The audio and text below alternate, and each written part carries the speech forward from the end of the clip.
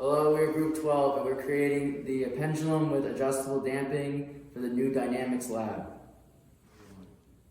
We know that system dynamics is a tough class for mechanical engineers to take, and we want to design a dynamics lab apparatus, which is a pendulum, to make it easier for students to visualize and see the effects.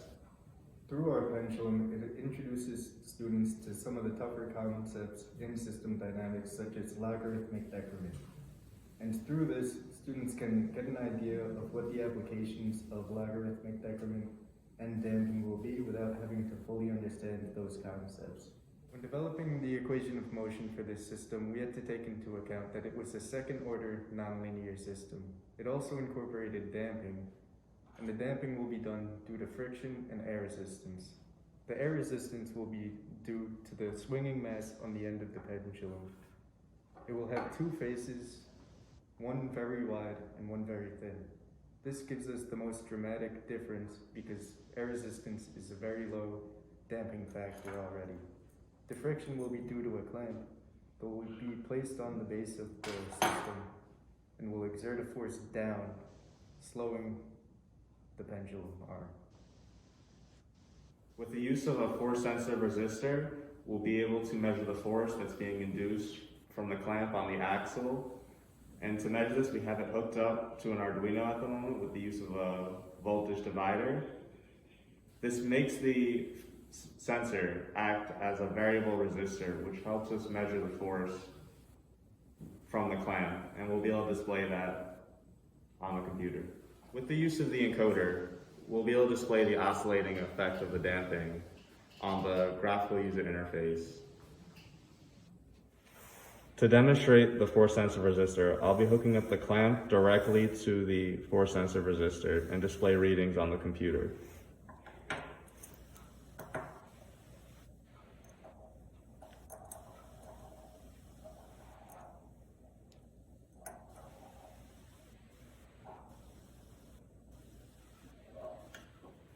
So as you can see here, we have the force-sensitive resistor taking readings of the voltage being read, the resistance, the conductance, as well as the force.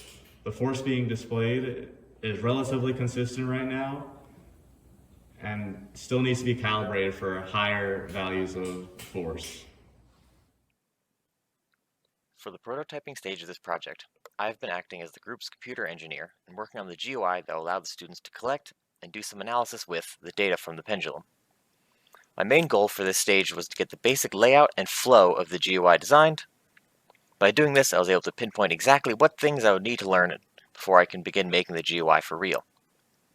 The biggest decision is what software to use in order to code it. We selected MATLAB as it has a built-in app designer and many pre-made functions for working with and plotting data.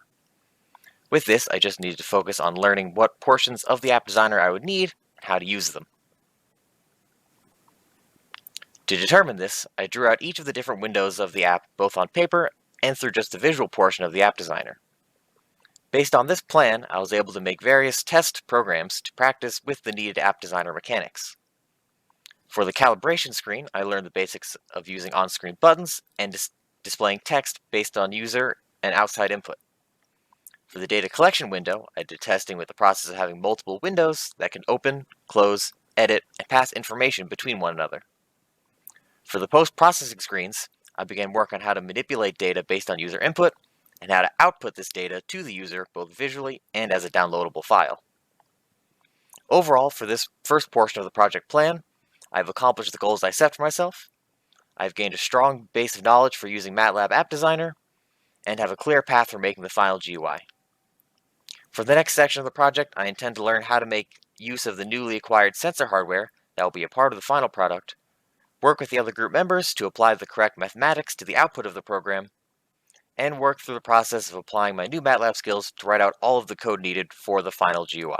In this prototype, we have learned that we need a stop on this side to stop the swing at 90 degrees, and also a cushion on this side in case an initial velocity is put onto the pendulum so that it doesn't swing around and cause damage, which would be very bad. And also, we found out that we need to add bushings here that fit the size of our rod so that the surface area is consistent every time when we switch it.